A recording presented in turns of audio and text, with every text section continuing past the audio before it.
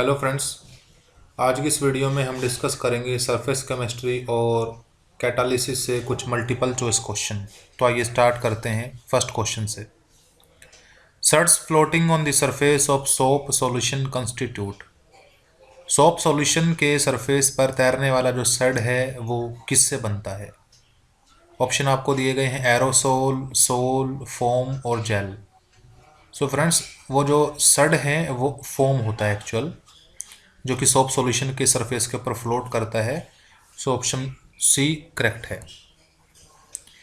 Question number 2, intensity of the scattered light depends upon the difference of which of the following property of the dispersed phase and dispersion medium. कि scattered light की intensity किसके difference पर depend करती है? Disperse phase और dispersion medium के, यानी disperse phase और डिस्पर्जन मीडियम की किस प्रॉपर्टी के डिफरेंस पर डिपेंड करेगी स्कैटर्ड लाइट की इंटेंसिटी? सो फ्रेंड्स, ये रिफ्रैक्टिव इंडेक्स होता है। जो डिस्पर्स फेज के रिफ्रैक्टिव इंडेक्स और डिस्पर्जन मीडियम के रिफ्रैक्टिव इंडेक्स के डिफरेंस के ऊपर डिपेंड करता है कि स्कैटर्ड लाइट की इंटेंसिटी कोलाइडल सॉल्यूशन से क्या मिलेगी। Third question, the type of emulsion is mentioned against the emulsion in each of the following. Types of emulsion आपको मेंशन किए गए हैं और कुछ एग्जांपल्स आपको मेंशन किए गए हैं। हमें बताना है which is not correctly match, इनमें से कौन सा करेक्टली मैच नहीं है। ऑप्शन एक है मिल्क, जो कि दिया गया है water oil in water emulsion. Vanishing cream, जो दिया गया है water in oil emulsion. Option C butter, water in oil emulsion. और option D cold cream, water in oil emulsion. So friends, option number B vanishing cream, जो कि oil and water emulsion है, वो यहाँ करेक्टली मैच नहीं है। Question number 4, the surface of I is protected from the bacterial infection by the enzyme. कि आई की surface को किस एंजाइम की मदद से बैक्टीरियल इन्फेक्शन से प्रोटेक्ट किया जाता है? ऑप्शन दिए गए हैं pepsin, trypsin, nitrogenase, lysozyme. So friends, pepsin, trypsin ये दोनों प्रोटीन को डाइजेस्ट करने वाले एंजाइम्स हैं। नाइट्रोजिनेज यूरिया को। तो ऑप्शन सी लाइसोजाइम वो एंजाइम होगा जो हमारी आई की सरफेस को बैक्टीरियल इन्फेक्शन से बचाता है। Question number 5, the stability of lyophilic colloidal solution is due to. Lyophilic colloidal solutions की स्टेबिलिटी किसकी वजह से होती है? ऑप्शन ए है same charge on all the colloidal particles, solvation of the colloidal particles, both A and B, the fact that they are organic substance. Lyophilic colloidal solution की stability किसकी वजह से होगी? ऑप्शन दिया गया भी सभी कोलॉइडल पार्टिकल्स पर सेम चार्ज मिलता है इस वजह से, कोलॉइडल पार्टिकल डिस्पर्जन मीडियम में जाने के बाद सोलवेट हो जाते हैं इस वजह से, या इन दोनों की वजह से, या वो इस वजह से स्टेबल हैं कि उनमें प्रेजेंट सब्सटेंस ऑर्गेनिक सब्सटेंस हैं।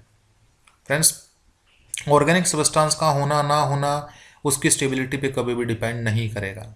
तो पहली प्रॉपर्टी है उन पे सेम चार्ज का होना, जिसकी वजह से वो क्लोजर ना आकर के प्रेसिपिटेट ना नहीं बना पाएंगे, और दूसरा कोलोइडल पार्टिकल्स का सोलवेट हो जाना।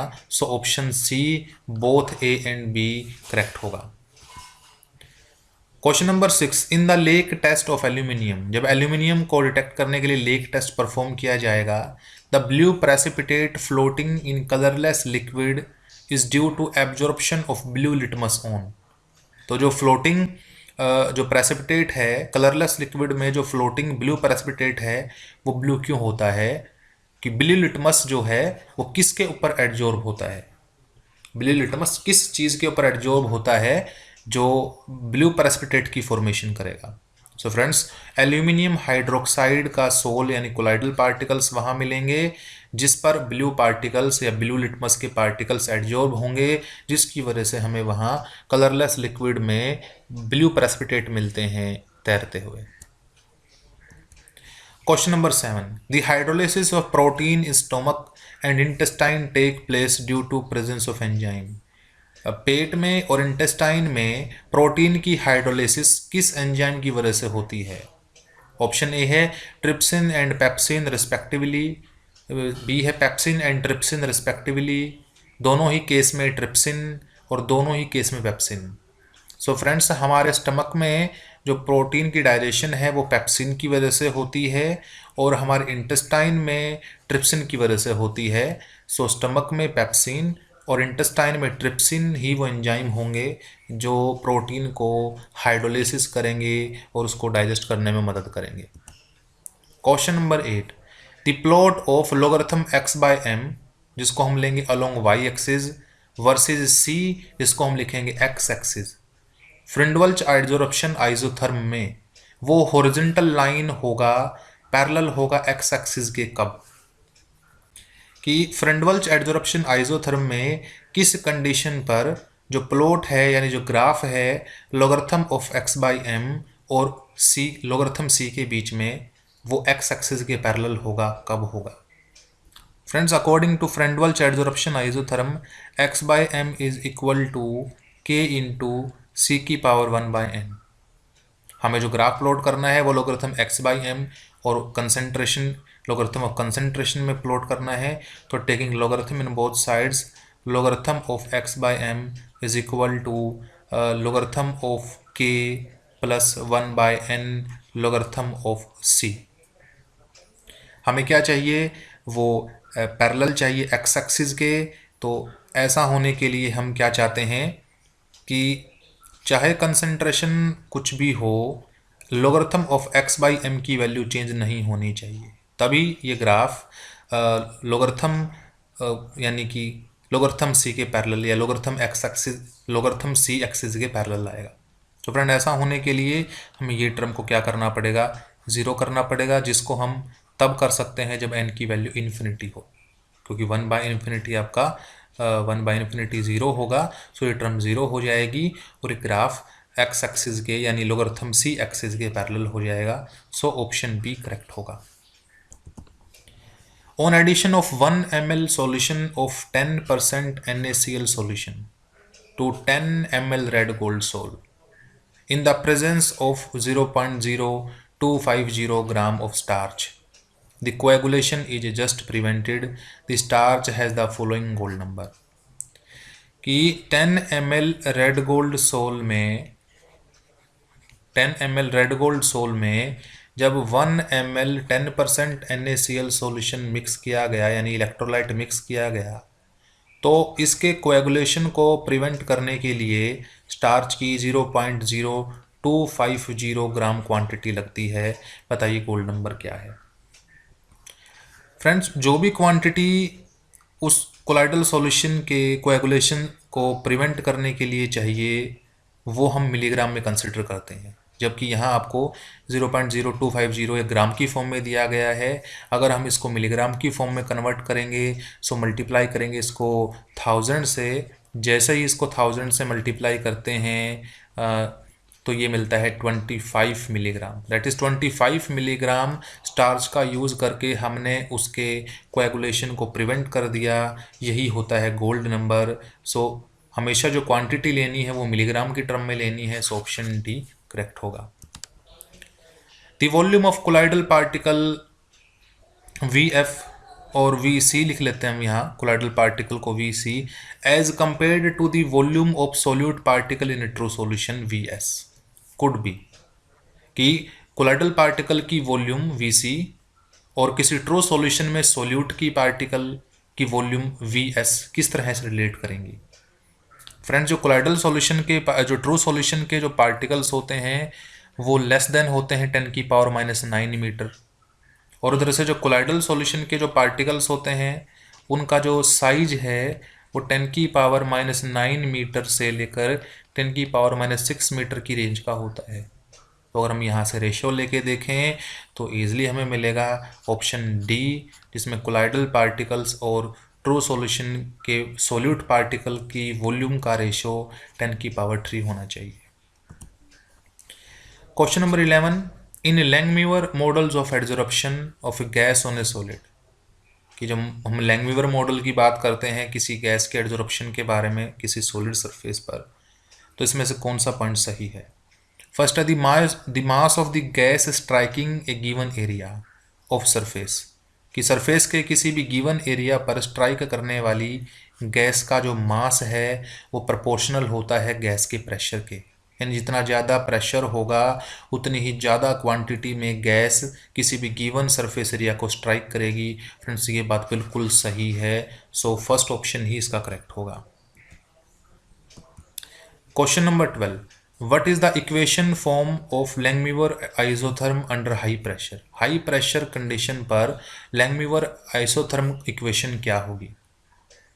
फ्रेंड्स जो लैंगम्यूर की आइसोथर्म होती है equation, that is x by M is equal to A P upon 1 plus B P, और हमें यहाँ दिया गया है वेरी हाई प्रेशर की कंडीशन लगा के। तो एट वेरी हाई प्रेशर जब प्रेशर की वैल्यू बहुत ज़्यादा होगी, एट वेरी हाई प्रेशर, ऐसी कंडीशन में बीपी की वैल्यू बहुत ज़्यादा ग्रेटर होगी 1 से। सो हम यहाँ 1 को नेगलेक्ट कर सकते हैं, तो इक्वेशन को मॉडिफाई करके लिखा जा सकता है x by M is equal to A P upon b p, जहाँ से हम इजीली देख पाएंगे that is x by M is equal to a by b. Option 1 correct है। Given below catalyst and corresponding process, नीचे हमें catalyst दिए गए हैं और वो किस प्रोसेस में यूज़ किए जाते हैं, वो रिएक्शन दी गई हैं, हमें बताना इसमें से कौन सा मिसमैच है। कंपाउंड दिया गया है क्लोराइडो बिस डाइफिनाइल ट्राइफिनाइल फोस्फिन रोडियम, जो हाइड्रोजनेशन करने के लिए यूज़ किया जाता है, बिल्कुल सही है। किसी भी और अनसैचुरेटेड कंपाउंड को सैचुरेट करने में। टाइटेनियम टेट्राक्लोराइड और ट्राईइथाइल एल्यूमिनियम, जिसको जिगलर-नाटा कैटलिस्ट कहते हैं, उसका इस्तेमाल हम पॉलीइथाइलिन बनाने के लिए करते हैं पॉलीमराइजेशन में, ये भी बिल्कुल सही है। वीटो 5 बताया गया है हैबर प्रोसेस में। फ्रेंड्स ये पॉइंट गलत है, क्योंकि हैबर प्रोसेस में आयरन का इस्तेमाल किया जाता है विद मोलिब्डेनम, और साथ ही साथ oxide of potassium and aluminium as a promoter. Nickel का इस्तेमाल हाइड्रोजनेशन करने के लिए करते हैं, सो ऑप्शन डी भी बिल्कुल सही है। सो हमारा जो ऑप्शन होगा सी वो इनकरेक्ट होगा। An example of autocatalysis, autocatalysis का एग्जाम्पल क्या है। Oxidation of NO2 NO2, oxidation of SO2 to SO3, और decomposition of KClO3 to KCl and O2, और 4 oxidation of oxalic acid by acidified KMnO4।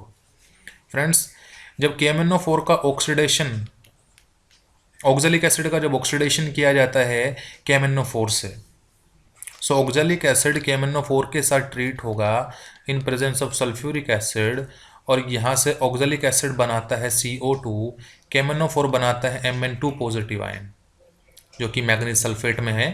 तो यहाँ से actually formation करता है वो MnSO4 मैग्नीशियम मैग्नीज सल्फेट की, जिसमें मैग्नीज हमें मिलेगा Mn2 पॉजिटिव फॉर्म में।